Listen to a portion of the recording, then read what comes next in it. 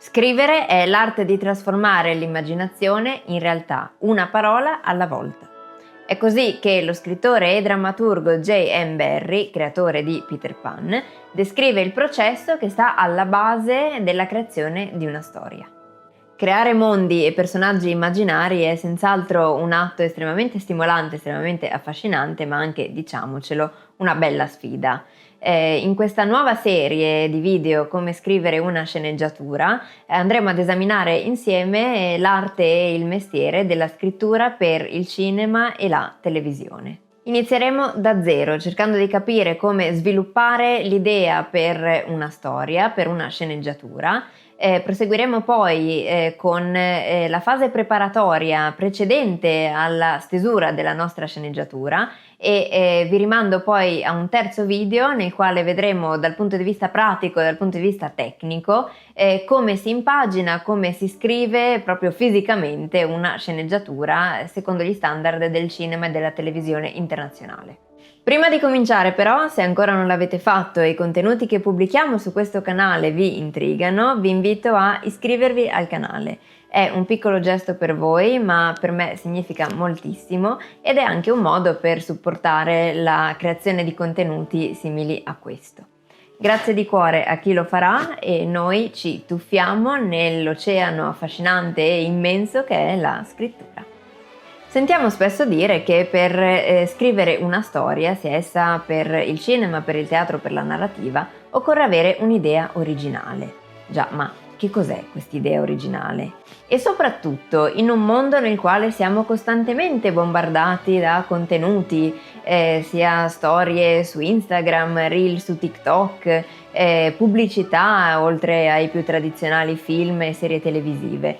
Che cosa rende un'idea veramente originale? Un'idea è il concetto fondamentale, l'essenza, il cuore della nostra storia e può scaturire da tre fonti di ispirazione principali: la tematica, la vicenda e il protagonista. Andiamo adesso ad esaminare ciascuna di queste fonti di ispirazione una alla volta, perché a seconda che l'idea per la nostra storia stia venuta dall'una o dall'altra, dovremo comportarci e sviluppare la nostra storia in modo diverso. Cominciamo con la tematica. Se nella nostra storia vogliamo affrontare una particolare tematica, per esempio l'amore proibito in Giulietta e Romeo, la prima domanda che dovremmo porci è: che cosa ne pensiamo noi come autori riguardo a quella tematica? Qual è il messaggio che vogliamo comunicare riguardo a quella tematica? Che cosa vogliamo dire riguardo a quella tematica? Ecco, mi raccomando, è importantissimo che noi autori abbiamo ben chiara la risposta a questa domanda, cioè ben chiaro che cosa vogliamo dire riguardo alla tematica che abbiamo scelto, proprio perché a partire da questo punto di arrivo lavoreremo a ritroso nella costruzione della nostra storia in modo da poter comunicare il messaggio morale che abbiamo in mente. Tutto, storia, vicenda, personaggi, quindi sviluppo dei personaggi, costruzione dei personaggi, tutto dovrà essere funzionale alla trasmissione di quel messaggio morale. Per esempio, se nella mia storia voglio affrontare il tema dell'eutanasia, la prima domanda che dovrò chiedermi è: che cosa ne penso io dell'eutanasia? Per me l'eutanasia è una pratica legittima e anche un diritto, oppure la concepisco come un atto irrispettoso verso la vita e anche verso l'affetto dei nostri cari? A partire da questo punto saldo, che attenzione dovrà rimanere tale durante l'intero processo di stesura del mio romanzo e tutto il tempo della storia, quindi occhio a sceglierlo con cura e con convinzione, proprio perché poi dovrete mantenerlo e difenderlo per molto tempo. Ecco, dicevamo, a partire da questo punto saldo io costruirò la trama, la vicenda, la storia e svilupperò i personaggi in funzione della trasmissione del mio punto di vista riguardo a questo specifico argomento, con particolare attenzione al finale, che è quella parte della storia che ha il compito di lasciare il mio fruitore sì con uno spunto di riflessione, ma anche con una morale da trarre dalla storia. In Io prima di te, ad esempio, film basato sull'omonimo romanzo che tratta proprio il tema dell'eutanasia, il punto di vista dell'autrice è estremamente chiaro. L'autrice ci presenta il problema, ci presenta il proprio punto di vista riguardo alla tematica, ci porta a scontrarci con esso e infine, se non a condividerlo, perlomeno ad accettarlo, a comprenderlo. Il tutto attraverso la protagonista della storia, che compie esattamente lo stesso percorso del fruitore. Non dico altro sulla vicenda, sul film, sul romanzo, dato che non voglio farvi nessuno spoiler, ma è per farvi capire l'importanza di aver chiaro noi come autori il messaggio che vogliamo trasmettere, il punto di vista che vogliamo comunicare riguardo a un determinato tema, proprio per poi essere in grado di, come dicevamo, lavorare a ritroso e costruire vicenda e personaggi in modo funzionale alla trasmissione di quel messaggio, di quell'idea. Abbiamo detto che l'idea per una storia può anche scaturire da una vicenda, magari una situazione nella quale ci siamo immaginati, la classica domanda: che cosa farei io se mi trovassi in questa situazione, un fatto di cronaca del quale leggiamo o ascoltiamo il telegiornale, oppure una vicenda che ci racconta un amico, la classica frase che comincia: sai che cosa mi è successo questa mattina? Se vogliamo costruire la nostra storia a partire da una situazione nella quale immaginiamo che il nostro protagonista, non sappiamo ancora se maschio o femmina, giovane o vecchio, e in questa fase non ha grande importanza, però ecco, se vogliamo partire da una situazione nella quale immaginiamo il nostro protagonista, dovremo poi strutturare la vicenda secondo alcuni punti chiave che ora andiamo a indagare, ad analizzare nel dettaglio. Pensiamo a questi punti come delle tappe fondamentali che la nostra storia dovrà avere in modo da avere un ritmo e un'evoluzione che risulti interessante, intrigante e accattivante per il nostro fruitore. Una storia quindi che cominci da una situazione di equilibrio iniziale per il nostro protagonista, una rottura di questo equilibrio, un viaggio che il protagonista intraprende, vedremo poi, o fisico o anche metaforico, personale, interiore, per ristabilire lo status quo, e un nuovo equilibrio, un nuovo status quo, un nuovo stato delle cose, simile magari a quello iniziale, ma in qualche modo diverso. È necessario che la situazione finale sia diversa da quella iniziale, proprio perché il principio base di qualunque storia è il divenire, il cambiamento. Cioè, se nella mia storia la situazione finale è esattamente uguale a quella iniziale, che cosa racconta fare la storia? Poi sì, ci sono dei casi, come vedremo più avanti, nei quali possiamo raccontare una storia dove nulla cambia, dove la situazione finale è esattamente identica a quella iniziale e dove il mio protagonista non è cambiato in nessun modo. Però per ora atteniamoci alle regole convenzionali dello storytelling. Quindi, vediamo ora quali sono queste famose tappe che la mia storia dovrà contenere perché risulti accattivante e incalzante per il mio fruitore. Situazione iniziale, status quo, equilibrio delle cose, situazione appunto di equilibrio nel quale inizialmente il protagonista vive. Complicazione, evento particolare che altera questo equilibrio e costringe il protagonista a reagire.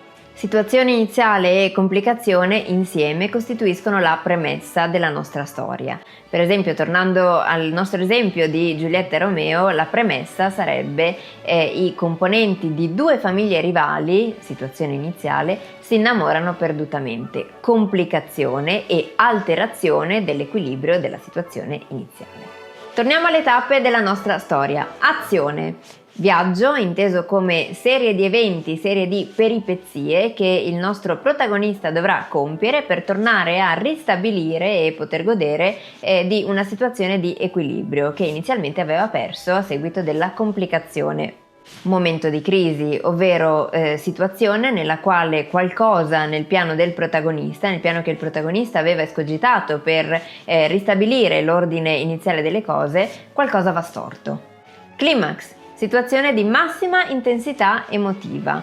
Nel caso in cui stiamo scrivendo una commedia o anche un drammatico con lieto fine, questa emozione sarà la felicità. Ma attenzione, se stiamo scrivendo una tragedia, il climax consisterà in una profonda tristezza. Ultima tappa, la risoluzione, chiusura e riflessioni di natura morale, se ne abbiamo, se occorre, sulla vicenda narrata. Attenzione, notiamo come la risoluzione non è assolutamente il momento di chiudere vicende in sospeso, cosa che avremmo già dovuto fare precedentemente. Nella risoluzione non dovremmo raccontare nulla di nuovo, senza la quale la storia risulterebbe tronca. La risoluzione quindi serve giusto a dare quella sensazione di chiusura, di appagamento al nostro fruitore. Che poi vi dirò, se per la nostra storia vogliamo un finale altamente impattante dal punto di vista emotivo, la tappa della risoluzione la possiamo anche saltare e concludere la nostra storia con il climax, che, se vi ricordate, era la tappa di massima intensità emotiva. Certo, poi magari la storia risulterà tronca, ma non sarà mai incompleta, proprio perché la vicenda è finita. Abbiamo detto prima che la risoluzione non aggiunge nulla alla vicenda che avremmo già dovuto concludere precedentemente alla fase della risoluzione.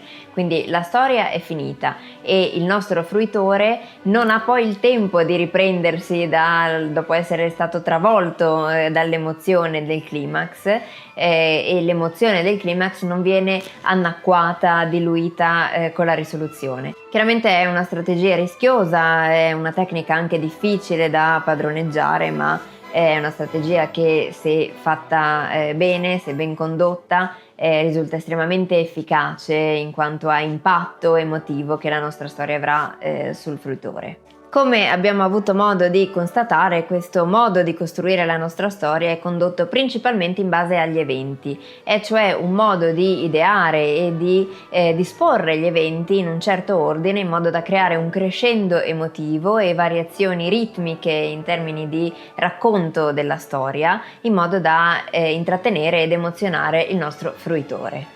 Un altro approccio prevede invece di costruire la nostra storia a partire dal nostro protagonista, in base a quello che sappiamo di lui riguardo al suo carattere e alla sua personalità, a partire da alcune domande che possiamo porci su di lui. Ne vediamo insieme alcune, giusto per darvi degli spunti di riflessione che vi possono tornare utili quando starete lavorando alla stesura della vostra nuova storia. La prima domanda: qual è il difetto del mio protagonista? Attenzione che questo difetto deve essere una caratteristica negativa del mio protagonista, le cui conseguenze si riflettono in modo negativo sulle persone a lui care, sulle persone care al mio protagonista, senza che egli voglia intenzionalmente ferirle. Il classico esempio di questo difetto, di questo tipo di difetto, è l'egoismo. Se il mio protagonista è un egoista, il suo comportamento, i suoi gesti finiranno inevitabilmente per causare sofferenza alle persone a lui care che gli stanno intorno, soprattutto se queste persone sono molto diverse in termini di valori e di personalità rispetto al mio protagonista, proprio perché non capiscono la natura del mio protagonista, non capiscono da dove quei suoi comportamenti vengano. Il mio protagonista quindi non è intenzionalmente cattivo, non è un antieroe, è semplicemente umano e quindi imperfetto. Poniamo per esempio che il nostro protagonista è un avvocato e il suo difetto consiste nell'applicazione cieca della legge. Lui vive secondo la legge e si aspetta che tutti gli altri facciano lo stesso e chi non lo fa venga punito.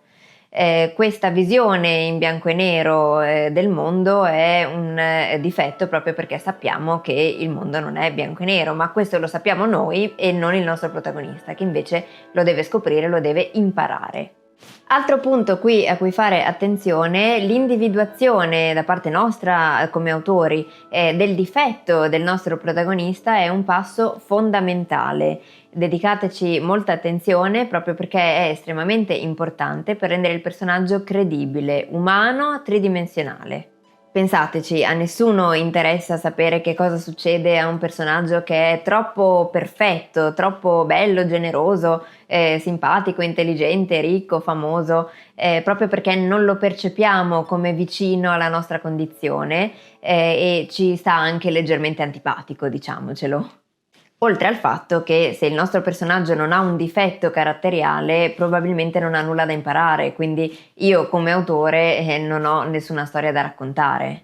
Ecco, vabbè, una piccola digressione, ma una precisazione che mi sembrava dovuta proprio perché è appunto molto importante.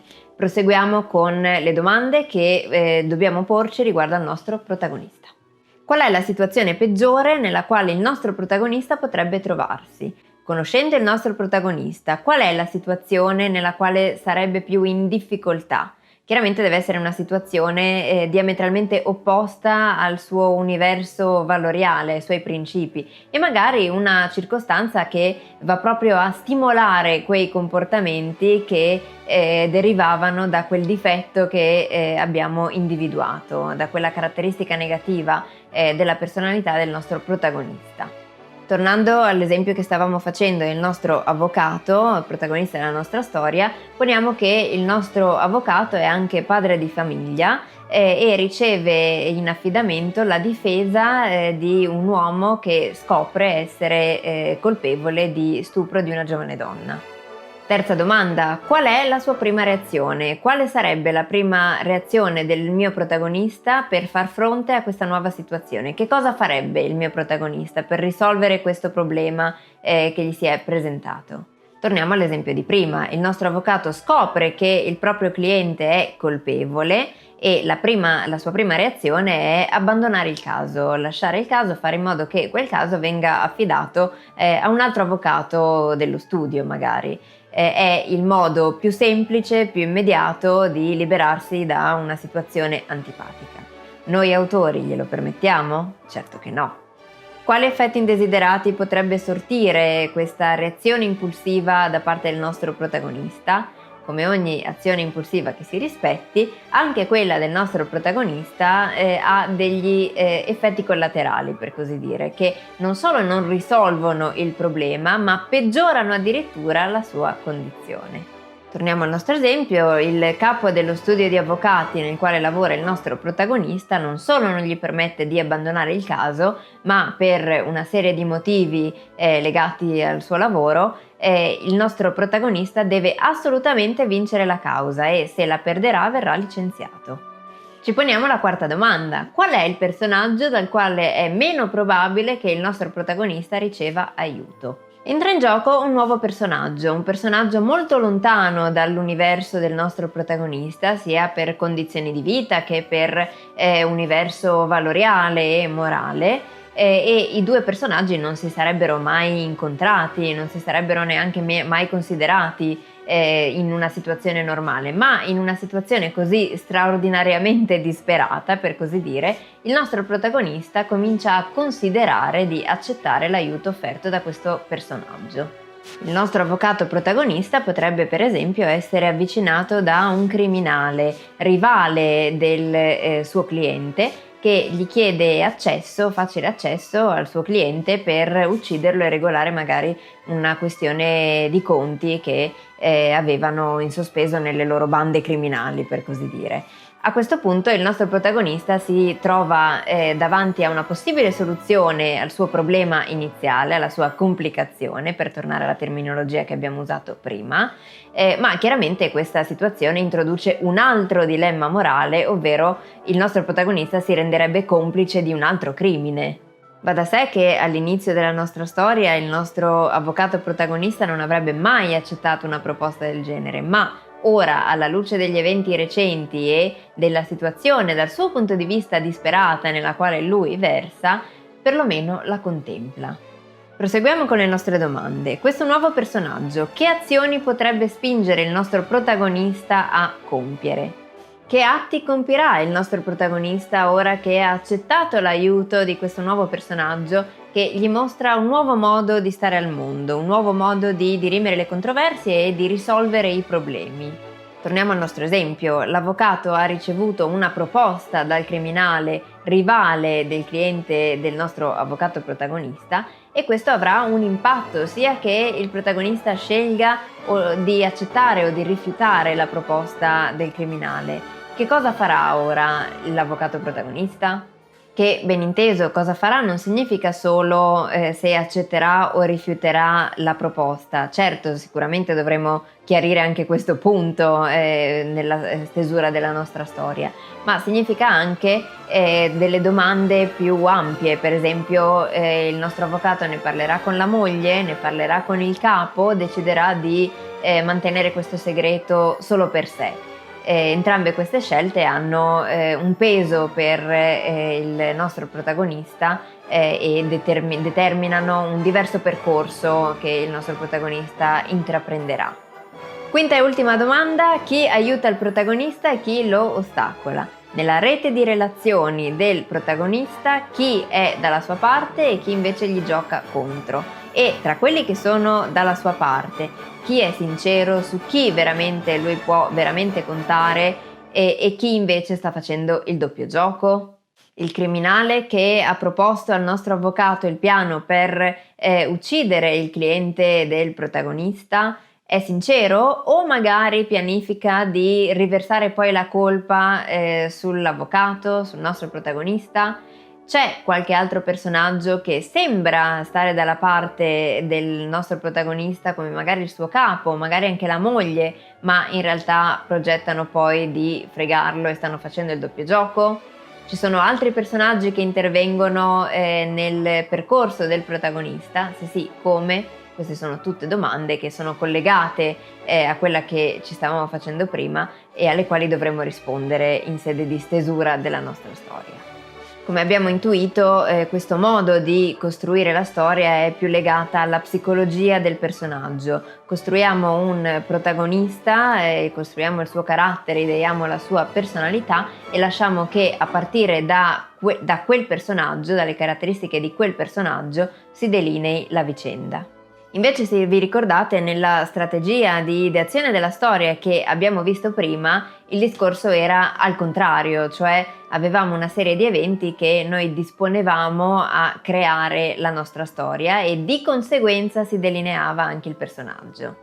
Occorre anche precisare che quest'ultima modalità di costruzione della storia è, da un certo punto di vista, più rigida rispetto alla modalità di costruzione della storia basata sulla disposizione, sull'ideazione, sulla disposizione degli eventi, proprio perché quest'ultima modalità si basa sulla psicologia del personaggio, cioè io individuo, definisco un difetto del personaggio e lascio che tutto il resto cada a cascata, diciamo. L'alterazione dell'equilibrio iniziale, cioè, deve creare una situazione che, se superata dal mio protagonista, consentirà al mio protagonista di evolversi, di cambiare e di superare quel difetto caratteriale fondamentale che avevo individuato all'inizio. E tutte le risposte alle domande che ci siamo fatte riguardo alla psicologia del nostro protagonista dovranno essere coerenti proprio con quel difetto che avevamo individuato in partenza. Altro esempio: ho deciso che il difetto fondamentale del mio protagonista è la sua remissività. Io ho un protagonista che si dà per vinto in partenza, rinuncia a combattere anche se la situazione che gli si presenta è a suo svantaggio, è una situazione scomoda per lui. In questo caso chiaramente una sfida, un'alterazione della quiete iniziale e una situazione scomoda per lui non potrà essere che, per esempio, il suo capo gli nega una promozione, proprio perché questo non rappresenta una sfida per un protagonista remissivo. Al contrario, magari una sfida potrebbe essere una situazione in cui lui sì che viene effettivamente promosso, magari anche a un posto di lavoro nuovo, dove deve dimostrare determinazione, forza di volontà, capacità di iniziativa, tutte qualità che all'inizio non appartengono al mio protagonista, ma che durante la storia, per avere successo e per trionfare, dovrà sviluppare, e proprio in questo consiste il suo arco di trasformazione. Bene, direi che per oggi possiamo fermarci qui. Abbiamo visto quali sono le possibili fonti di ispirazione per trovare un'idea per la nostra storia e abbiamo esaminato 3 possibili modalità di costruzione della nostra storia, a partire da una tematica, da una vicenda o da un protagonista. La prossima volta passeremo al lavoro di preparazione alla stesura della nostra sceneggiatura, quindi precedente alla stesura della sceneggiatura, e vedremo anche alcuni consigli su come scrivere le nostre prime pagine di sceneggiatura, magari in una scena chiave della nostra storia. Al solito, se avete ritenuto questo video utile o interessante, lasciate un like e non dimenticatevi di iscrivervi al canale per continuare insieme a me questo viaggio alla scoperta di come scrivere una sceneggiatura. Grazie mille per aver guardato e noi ci vediamo nella seconda parte di questa serie. Ciao!